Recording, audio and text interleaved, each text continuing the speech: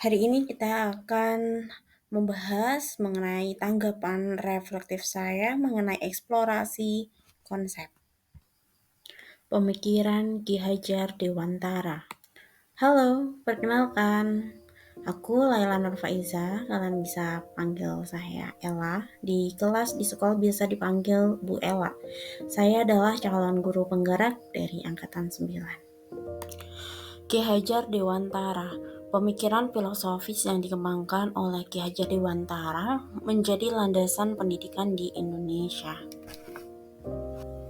Menurut Ki Hajar Dewantara, hakikat pendidikan adalah upaya menanamkan nilai-nilai budaya kepada anak-anak, sehingga membentuk mereka menjadi manusia yang utuh secara spiritual maupun sehat jasmani rohani.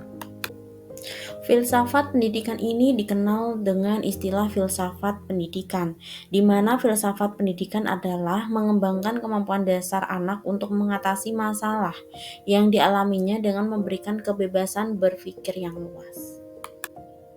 Yang kita bahas pertama, kerangka pemikiran Ki Hajar Dewantara.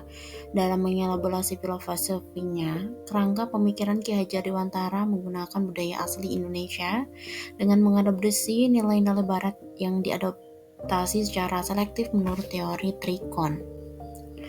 Beberapa sumbangsi Ki Hajar Dewantara terhadap pendidikan di Indonesia antara lain pelaksanaan trilogi kepemimpinan pendidikan, yaitu yang dimaksud 3 pusat pendidikan dan sistem Bagulung. Saya rangkum, pendidikan merupakan salah satu usaha untuk mengembangkan potensi manusia, peserta didik, baik fisik maupun kreatif, rasa dan karsa agar potensi itu menjadi kenyataan dan berfungsi dalam kehidupannya. Dan pendidikan juga memiliki dasar-dasar pendidikan yang sudah kita pelajari. Pembahasan kedua mengenai asas pendidikan Ki Hajar Dewantara. Merdeka Belajar sangat erat kaitannya dengan cita-cita Bapak Pendidikan Nasional kita, Raden Mas Suwardi Surjaningrat atau yang lebih dikenal dengan Ki Hajar Dewantara. Impian itu saya kira juga tak lepas dari pengalamannya sebagai pribumi yang merasa martabatnya direndahkan semasa menempuh pendidikan kolonial.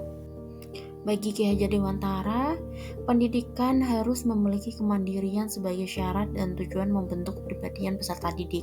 Formasi ini akan melahirkan ideologi nasional Indonesia yang merdeka, yang akan selalu berdiri teguh dalam memperjuangkan bangsanya sendiri.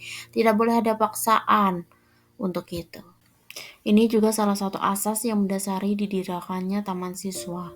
Menekankan pemikirannya, Ki Hajar Dewantara mengusulkan 5 asas yang dikenal dengan Pancadharma, yaitu asas kemerdekaan, asas alam, asas budaya, dan asas kemanusiaan.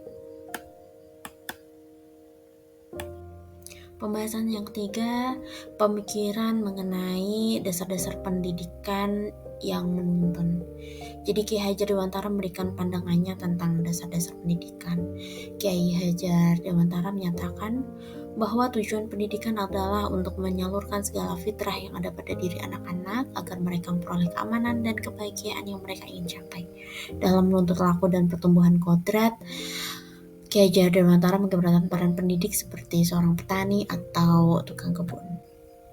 Dalam proses menuntun, anak diberi kebebasan, namun pendidikan sebagai pamong dalam memberi tuntunan dan arahan agar anak tidak kehilangan arah dan membahayakan dirinya.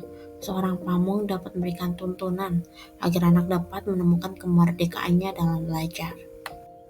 Yang keempat, intisari pemikiran KHD adalah kodrat alam dan kodrat zaman. Hal terpenting yang harus dilakukan oleh seorang guru adalah menghormati dan memperlakukan anak dengan sebaik-baiknya sesuai dengan kodratnya.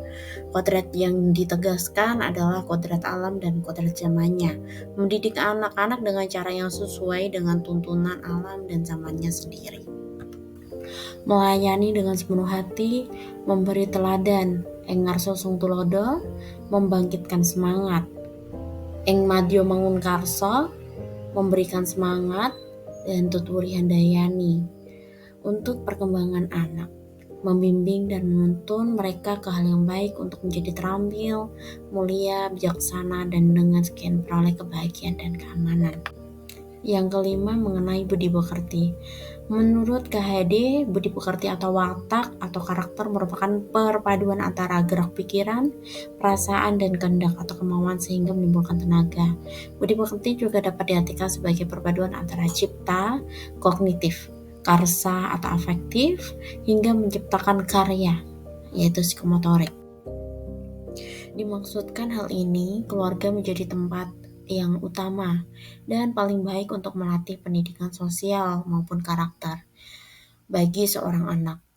Keluarga merupakan tempat bersemainya pendidikan yang sempurna bagi anak untuk melatih kecerdasan budi pekerti atau pembentukan watak individual.